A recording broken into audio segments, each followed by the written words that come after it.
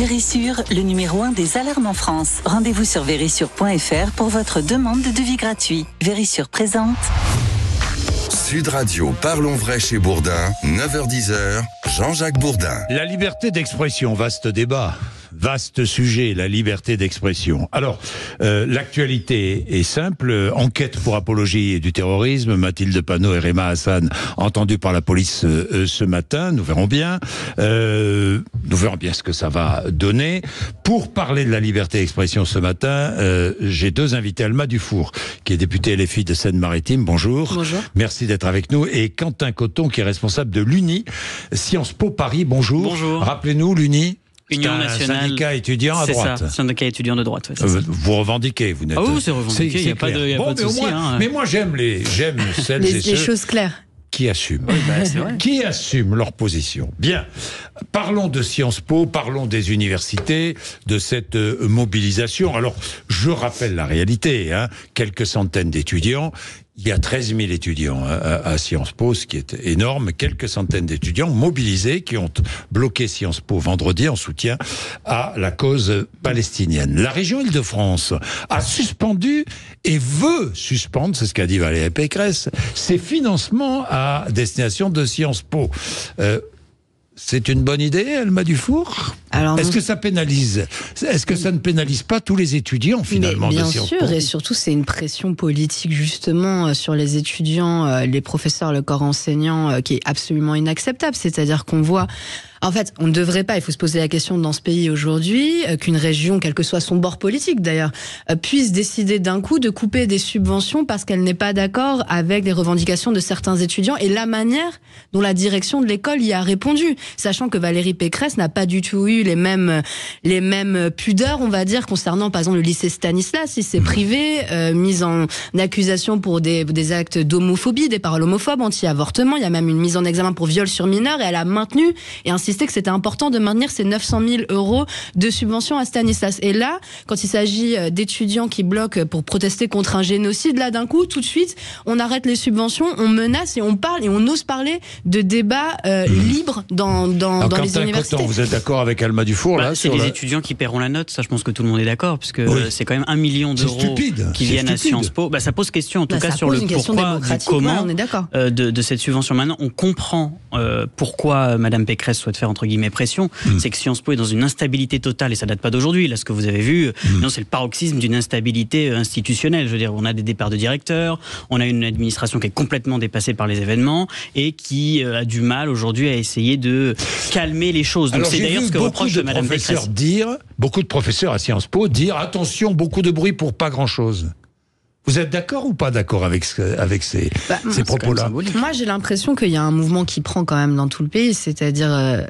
Il y a eu Sciences Po, mais maintenant il y a le campus de Menton qui est occupé. Il y a eu aussi la Sorbonne. Le campus de Menton, c'est Sciences Po. C'est Sciences Po, pardon. C'est le campus de Menton de Sciences Po. Faut le rappeler. Il y a un mouvement étudiant la Sorbonne, ça n'a pas duré longtemps hier. Ça a été vite évacué. Bien sûr, parce qu'on envoie la police sur des jeunes étudiants. Pardon, Monsieur Bourdin, mais il faut quand même rappeler les faits. Pourquoi ça n'a pas duré longtemps ? Parce qu'on a envoyé la cavalerie comme d'habitude et on a vu quand même des images. Excusez-moi, on parle de la liberté d'expression, on parle du blocage, pas blocage. Je vois peu les médias décrypter les séquences quand même hallucinantes de CRS qui attrapent des étudiants par le col et la capuche, je vois ça, et qui les traînent pas. Oui, mais à un moment donné, c'est de la répression. Oui. Est-ce que c'est pas de la répression ? Et les policiers aujourd'hui, je suis désolée, on la matraque un peu facile sur tous les mouvements sociaux. Tous les gens qui ont participé à des manifestations ces derniers mois, ces dernières années, savent très bien de quoi je parle.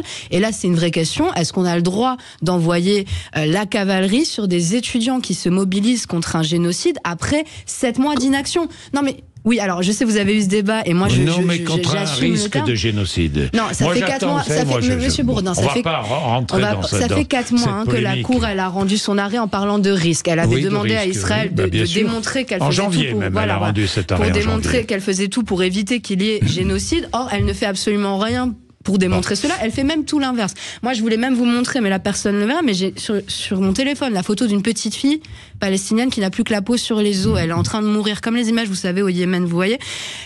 Les enfants meurent de faim aujourd'hui à Gaza. Et si ces étudiants se sentent obligés d'en arriver là, c'est parce que ça fait des mois et des mois et des mois que même le gouvernement Macron est illégitime parce qu'il ne respecte même pas ses propres obligations. Je rappelle qu'il est signataire de la convention justement de la prévention du génocide, qui est génocide avéré ou pas encore. De toute manière, il y a une convention dont on est signataire qui veut la prévention. On est censé mettre tout en œuvre pour pousser Israël à cesser le massacre. Ce n'est absolument pas ce que fait le gouvernement français. Idem, l'accord d'association. Non, mais ce que je veux dire, c'est que... ce que je veux dire, c'est que vous transformez très rapidement. Non, mais c'est important. Et ça, c'est une volonté d'LFI. Vous savez bien. Attendez, juste finir. C'est parce que moi, j'étais activiste avant d'être à la France Insoumise. Je sais. Non, mais il faut rappeler que souvent les actions qui sortent du cadre de la manifestation de la pétition simple viennent du fait que l'autorité légitime est elle-même dans l'illégalité, puisqu'elle ne respecte elle-même pas ses obligations légales. C'est pareil pour le climat. Quand moi je manifestais et qu'on faisait des actions directes pacifiques, là aussi, pour rappeler que la première personne qui était dans l'illégalité, c'était le gouvernement. Mais bloquer une université, le fonctionnement, et interdire aux autres étudiants d'étudier, est-ce une manifestation pacifique? C'est la question que je me pose, puisqu'on parle de liberté d'expression. Votre avis? Non, évidemment non, et ça pose un vrai problème sur la liberté d'expression. Sciences Po a mis en place plein de débats sur la question de ce qui se passe aujourd'hui à Gaza, en Israël. Des questions, débats utiles et nécessaires. Des débats et sur les enjeux institutionnels que ça pose aussi, sur la réalité de nos rapports, sur la réalité des rapports entre la France, Israël, et puis toute cette question, les questions diplomatiques qui se posent, c'est important. Les Sciences Po, on va former les futurs diplomates, les futurs magistrats, etc. Donc, c'est logique qu'on ait des débats qui se passent dans ce cadre-là. Mais dès lors qu'on sort de ce cadre, qu'on bloque justement la liberté d'expression et cette organisation des débats, là on sort totalement de ce que nous permet l'université. On n'est plus du tout dans la liberté d'expression. Jusqu'où doit-elle s'exercer? Est-ce que la liberté d'expression doit priver d'expression celles et ceux qui sont opposés au message que les bloqueurs veulent distribuer? Non, mais alors, je pense que celles et ceux qui sont opposés au message que les bloqueurs veulent distribuer ont antenne libre sur toutes les chaînes de télé et de radio. Mais arrêtez, ne sortez pas. Antenne libre. Mais vous aussi, vous avez qu'antenne libre. Manon Aubry était là, vous êtes là. Monsieur Bourdin, vous avez antenne libre de la même manière. Les étudiants et étudiantes de Sciences Po. Monsieur Bourdin, juste si je peux finir ma phrase, les étudiantes de Sciences Po, ils ne sont pas en vase clos à Sciences Po. C'est d'ailleurs justement les études qui vous préparent le plus au débat politique, médiatique, etc. C'est des étudiants qui étudient la science politique, qui étudient les affaires publiques. Ils ne sont pas coupés du monde. Alors laissez-les étudier. Non, mais ce que je veux dire, c'est que ça fait, comme je disais, ça fait encore une fois 7 mois qu'il ne se passe absolument rien. Ils réagissent aussi à un contexte où nos conférences, si c'est pas le cas à Sciences Po, et on remercie la direction de ne pas avoir annulé la conférence tenue par Rima Hassan et Jean-Luc Mélenchon dans votre établissement à Paris, c'est pas le cas d'au moins 5 universités en France. 19 conférences tenues par Jean-Luc Mélenchon, 3 annulés, 5 sur 19. 5, monsieur Bourdin. Et vous trouvez ça normal? Et là, ça dérange personne. Quand il y a trouble à l'ordre public, est-ce que vous trouvez normal? Mais il n'y a pas de trouble à l'ordre public. Risque, peut-être. Voilà, c'est des risques fallacieux. Et vous trouvez ça normal qu'aujourd'hui, on convoque la présidente du premier groupe d'opposition de gauche en France, c'est une première fois depuis la 5e République, pour apologie du terrorisme sur la base d'un communiqué de presse qui est absolument vide. Les étudiants et étudiantes de Sciences Po, ils réagissent à un contexte de criminalisation de l'opposition au génocide. Vous savez, entendu par la police, ça ne veut pas dire coupable, ma chère Alma Dufort. Mais déjà, rien qu'un procureur se soit dit oui, il y a matière à instruire sur ce sujet-là suite à une circulaire du ministère de la Justice, parce que c'est monsieur Dupond-Moretti qui a mis cette circulaire-là après le 7 octobre, c'est déjà excessivement inquiétant. Les observateurs des libertés publiques en France le disent. Globalement, l'opposition politique de gauche au gouvernement est criminalisée. Oui, je voudrais revenir sur la liberté d'expression, parce que c'est toute la limite de la manifestation. Une manifestation étudiante, tout le monde a connu ça, il y en a eu tellement dans notre histoire. Et elles font l'évolution du débat public. Oui, je suis d'accord. Mais là, il n'y a qu'une seule parole qui est exprimée, évidemment, puisque cette mobilisation est en soutien au peuple palestinien. Et encore une fois, ça bloque la liberté d'expression. Moi, je sais pas, Quentin Coton. Oui, mais ça bloque tous les débats. C'est dommage, c'est vraiment dommage, parce qu'on aurait pu faire de vrais débats. Est-ce que vous ne bloquez pas le débat, Alma Dufort? Attendez, mais je rêve, on n'est plus au stade du débat. C'est-à-dire, vous dites, on n'entend qu'un des deux points de vue. Excusez-moi. Oui. Est-ce qu'il y a Est-ce qu'il y a un massacre qui est en train d'être commis à Gaza aujourd'hui? Non, mais il n'y a pas une question d'un et deux. Je ne vois pas le rapport entre bloquer des universités et dénoncer ça, parce que ça se fait déjà dans les débats. Vous expliquez qu'on a bien invité Rima Hassan et vous nous dites on vous accuse de quoi? De préparer la présidentielle de 2027. Vous le savez bien. Mais attendez, mais ces jeunes... Le bruit et la fureur de Jean-Luc Mélenchon... Est-ce que ces jeunes nous ont appelés pour dire est-ce que c'est une bonne idée la France Insoumise de faire un blocage? Ils voteront. Ils voteront. Mais parce qu'une fois que le blocage avait eu lieu, on est venu les soutenir pour les protéger des violences policières comme on le fait dans toutes les manifestations, comme on le fait pendant les... Parce qu'ils nous ont appelés une fois qu'ils avaient commencé le blocage. Mais c'est pas eux, on n'a pas, nous, décidé de faire que les étudiants se mobilisent pour que le génocide à Gaza cesse. Mais enfin, c'est délirant cette manière de présenter. C'est le premier génocide. Excusez-moi. C'est le premier génocide filmé. Monsieur Bourdin, laissez-moi. C'est le premier génocide filmé en temps réel du 21e siècle. Si ça, c'est pas quelque chose qui peut choquer des jeunes qui se construisent leur vision du monde, excusez-moi, qu'est-ce qui peut choquer les gens? Ça choque tout le monde, Madame Dufour, mais toutes les images de guerre dans le monde nous choquent. Et c'est normal que ça nous choque. Le problème, c'est que ces étudiants qui sont en plus dans des cursus politiques savent très bien qu'à un moment donné, le rapport de force fait bouger les choses. Vu que le gouvernement est sourd et aveugle aux revendications des gens qui demandent que la France se respecte et prenne enfin des actes et pas que des paroles, il est du devoir, et c'est l'honneur des étudiants et des étudiantes, de mettre tout en œuvre, comme aux États-Unis aussi, pour essayer d'obtenir quelque chose. Parce que ce statu quo-là, il est inacceptable. Dire, on peut avoir un débat, un camp, un autre représenté. Attendez, on parle. La Cour pénale internationale va émettre un mandat d'arrêt contre Benyamin Netanyahou dans les prochains jours qui viennent. Non, mais on parle de ça. Si c'était, regardez, votre établissement Sciences Po a coupé les partenariats avec les universités russes dès qu'il y a eu l'invasion. Ce que décidera la Cour pénale internationale au rapport diplomatique au moment de guerre. Il n'y a aucun rapport. Et vous croyez que les universités israéliennes qui aménagent l'emploi du temps des réservistes israéliens ne contribuent pas au génocide en cours? Il faut se rendre compte. Vous savez que dans les universités israéliennes, il y a beaucoup d'étudiants de gauche. Bien sûr. Énormément d'étudiants de gauche. Mais le problème, c'est que là, on n'en est plus au stade où le fait d'être une démocratie pour Israël est une circonstance atténuante. Quand il y a un génocide qui est commis, qu'il y a les contre-pouvoirs nécessaires dans un pays... La plupart des personnes qui ont manifesté à Sciences Po ne connaissent même pas la position diplomatique de la France à l'égard du conflit israélo-palestinien. J'ai entendu, Madame Tour, j'ai entendu en réunion hier que en quelque sorte, nous étions les suppôts du macronisme, et certains membres du comité Palestine nous expliquent que la France ne condamne rien, que la France est un suppôt d'Israël. Voilà les propos qu'on a. En tout cas, voilà les propos qu'on a. La plupart des étudiants qui ont manifesté ne sont pas issus, je dirais, de notre pays et ne comprennent pas quelle est la position française à l'égard du conflit israélo-palestinien. C'est aussi un problème, c'est-à-dire qu'on énerve les foules de personnes qui ne comprennent pas et qui ne savent pas non plus quelle est la position de la France à l'étranger. Ça aussi, c'est un problème, vous l'admettez. Ils comprennent très très bien qu'il y a les mots et qu'il y a les actes. Et moi, je vois, ils comprennent très très bien qu'au Parlement européen, tous les eurodéputés Renaissance votent contre les sanctions contre Israël. Là, encore une fois, comme on est censé le faire puisque nous sommes signataires de la Convention de prévention du risque de génocide. C'est-à-dire, qui est dans l'illégitimité ici? L'État qui ne respecte pas ses propres obligations, ou des étudiants qui se mobilisent pour faire cesser un génocide et le massacre d'enfants. Vous voyez, il faut replacer les choses dans leur contexte. 9h46, petite pause, et nous allons replacer effectivement dans son contexte et ces manifestations et ce conflit. À tout de suite. Vérissure, le numéro 1 des alarmes en France. Rendez-vous sur vérissure.fr pour votre demande de devis gratuit. Vérissure présente. Sud Radio, Parlons Vrai chez Bourdin, 9h-10h, Jean-Jacques Bourdin. La liberté d'expression et ses limites. C'est toute la question. Bloquer des universités, est-ce bloquer la liberté d'expression? C'est le débat. Alma Dufour, vous dites non. Vous dites, si nous sommes là, parce que vous accompagnez ce mouvement quand même, oui, mais vous êtes très présent. Je vais préciser que le fait de soutenir, le fait de soutenir un mouvement n'est pas en être à l'origine. Mais vous êtes en accord avec tout ce qui se dit. Personne n'a soupçonné Gérard Larcher quand il a soutenu le mouvement des agriculteurs d'être à l'origine du mouvement des agriculteurs. Est-ce que vous êtes d'accord avec tout ce qui se dit lors de ces manifestations?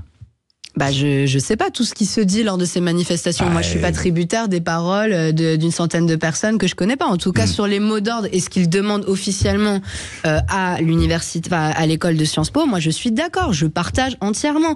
Il faut déjà, ce qu'on dit pas, c'est que, parlons de liberté d'expression. À un moment donné, la direction voulait carrément exclure les participants au blocage. Et on a réussi à empêcher ça. C'est-à-dire qu'ils voulaient exclure, donc mettre fin aux études de ces étudiants qui se mobilisent encore une fois pour la plus décente. Exclure ceux qui veulent travailler. Un blocage d'une demi-journée, Monsieur Bourdin, est-ce que la démocratie, une journée complète, est-ce que la démocratie peut tolérer quand même que les affaires normales se soient stoppées pendant une journée les étudiants, pour mettre fin à un génocide? Les étudiants, ils n'ont pas vu la Palestine, ils ont vu leur bibliothèque bloquée, ils ont vu l'impossibilité d'avoir accès à leurs cours et leurs enseignements et donc leur report. Là, cette semaine, on a une semaine de rattrapage. Je vous rattrape pas je vous parle pas du bazar dans les emplois du temps des élèves qui s'organisaient personnellement pour réviser les examens de la semaine prochaine, qui seront probablement déplacés à cause justement des problématiques qu'il y a eu. Ça pose de vrais problèmes. Mais alors que des débats étaient organisés en interne. Un blocage pose toujours des problèmes. Mais des débats étaient organisés en interne. Comme pendant les retraites, comme pendant les mouvements anti-inflation, quand les salariés de Total bloquaient le carburant. Manifester dans la rue, on n'est pas obligé de bloquer. Mais justement, et c'est là où le gouvernement donne le très mauvais exemple à notre jeunesse. Je suis désolée, moi j'étais gilet jaune avant, j'étais activée, j'ai beaucoup milité. Manifester aujourd'hui, il y a tellement de gens qui vous disent que ça ne sert plus à rien. Parce que là, on a vu pendant les retraites 3 millions de manifestants qui ne sont pas écoutés. La réforme la plus impopulaire des 5 dernières années passe comme s'il n'y avait pas de problème. Le Parlement, je suis députée, on se fait rouler dessus à coup de 49-3. Parce que vous n'êtes pas majoritaire.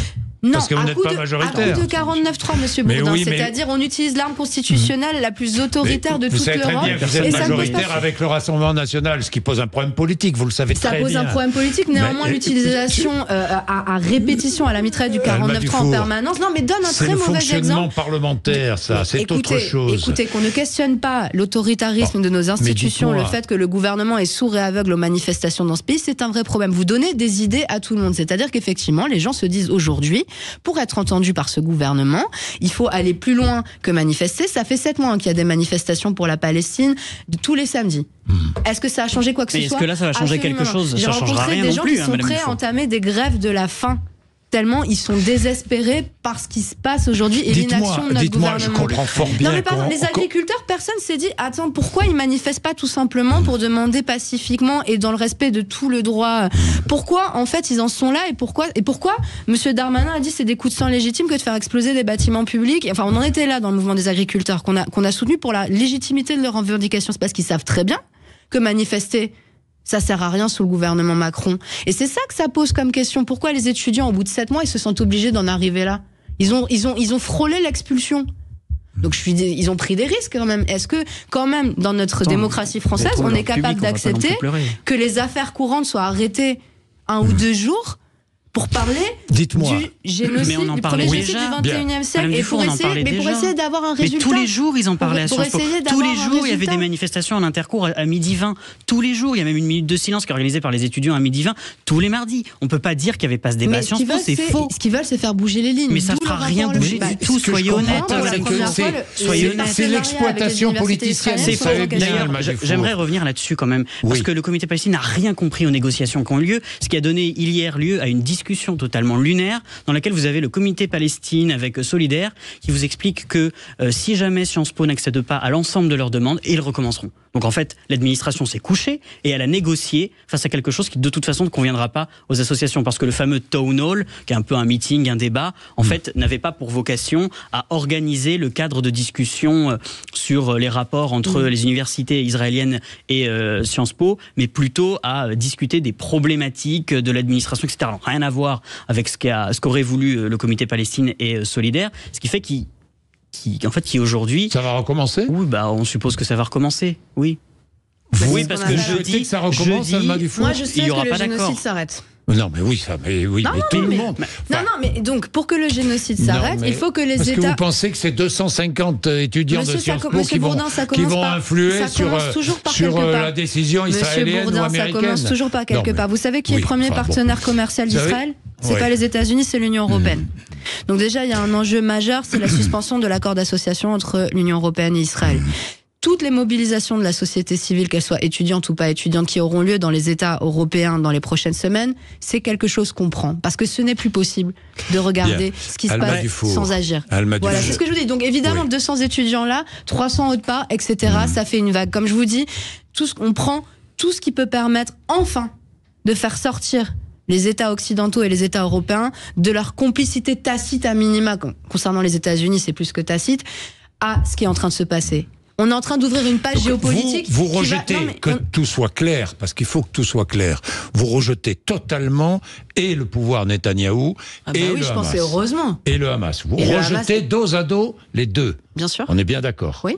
Donc les deux doivent être conduits devant le tribunal pénal international. Mais nous, on le demande depuis le 7 octobre. Les dirigeants du Hamas comme Netanyahou. Oui, nous, alors là, pour le coup, le communiqué pour lequel on est les dirigeants iraniens également, de la même manière. Monsieur Bourdin, j'étais la marraine de Assad aussi, j'imagine. J'étais la marraine. Assad aussi, vous êtes bien d'accord. En fait, ça me blesse quand on insinue qu'on pourrait être... Je ne suis pas que j'insinue. Non, je vous pose une question. Je peux vous raconter ma vie personnelle, enfin qui n'est pas personnelle, mais qui est politique. J'ai été marraine de 2 jeunes Iraniens au nom du mouvement Femmes, Vie, Liberté qui ont été exécutés. Vous croyez que ça m'a fait quoi quand je me suis levée le matin et qu'on m'a dit voilà, ils sont morts, pendus? Je veux dire, le mouvement, le régime des mollahs, la France Insoumise... J'ai pas vu les filles se manifester contre... Le problème, c'est que les médias... J'ai pas vu les filles manifester contre le régime iranien. Si. Dimanche, on était représentés, justement, la France Insoumise était représentée par le député Léo Walter au rassemblement qui était justement pour la libération du rappeur Tomaj qui est en ce moment en prison. Je suis désolée. Si vous ne l'avez pas vu, et c'est intéressant de le dire, c'est parce que les médias se sont vraiment désintéressés du mouvement Femmes, Vie, Liberté Rima Hassan disait qu'elle ne savait même pas ce qu'était... Je ne connais même pas Khamenei, donc bon. Et ben la preuve qu'elle n'est pas un soutien du régime iranien. Bref, ce que je veux dire, c'est que M. Mélenchon voulait rentrer dans l'accord bolivarien où il y a l'Iran. Pendant des mois, les médias n'en ont eu rien à faire de ce qui se passe en Iran. La ministre Colonna à l'époque ne répondait même pas à nos courriers. Et maintenant, on redécouvre qu'il se passe quelque chose en Iran parce que ça sert de diversion pour éviter de parler de ce qui se passe en Palestine. On n'est pas le gouvernement finance le Hamas. Vous savez bien, c'est pour ça qu'on redécouvre. Et vous savez que Netanyahou aussi a financé le Hamas. Oui, mais bon bah voilà. Donc à un moment donné, tout le monde a maille à partir. Est-ce que j'ai une sympathie pour le régime des mollahs iraniens? Certainement pas. Certainement pas. On est du côté du mouvement Femmes, Vie, Liberté. 500 000 morts en Syrie. 500 000 morts en Syrie. Oui, est-ce que j'ai une sympathie pour le régime de Assad? Non, pas du tout. Non, mais j'ai... donc du coup, monsieur, le fait... En fait, le fait qu'il existe autour d'Israël des théocraties violentes qui massacrent son peuple ne veut pas dire que Netanyahou a le droit de massacrer 40 000 Palestiniens. On est bien d'accord. Pour revenir sur la liberté d'expression, je pense que, moi en tout cas, je suis venu pour discuter de ce sujet. Je suis assez étonné de voir la France Insoumise aujourd'hui le défendre après toutes les censures qui ont été mises en place, notamment aussi à Sciences Po. Moi, j'ai été à Sciences Po Poitiers à l'époque. On avait organisé des conférences avec les partis politiques des droites de l'élection présidentielle. La France Insoumise était très énervée contre ces conférences et avait dérangé ces dernières en appelant à la censure. Ça a été quand même jusque des pressions de l'administration pour qu'on les annule. Je rappelle aussi que M. Mélenchon a manifesté avec le CCIF qui pointait du doigt les caricatures de Charlie Hebdo. Et puis accessoirement, Madame Chikirou a parlé de la caricature de Coco en expliquant vous n'aurez pas notre haine. Oui, mais il lui a pas interdit de faire des dessins. On sait très bien ce que ça veut dire derrière. Il faut développer toutes les ambiguïtés on a le droit des uns ou des autres. Après, il y a aussi 9h58, merci. 9h58, merci Valérie Expert, Gilles Gansman. Reçoivent Jean-Marc Dumonté dans un instant, producteur de spectacles et propriétaire de plusieurs théâtres parisiens. Merci à tous les deux. Sud Radio, Parlons Vrai chez Bourdin, 9h-10h, Jean-Jacques Bourdin. Avec Vérissure, le numéro 1 des alarmes en France. Rendez-vous sur vérissure.fr pour votre demande de devis gratuit.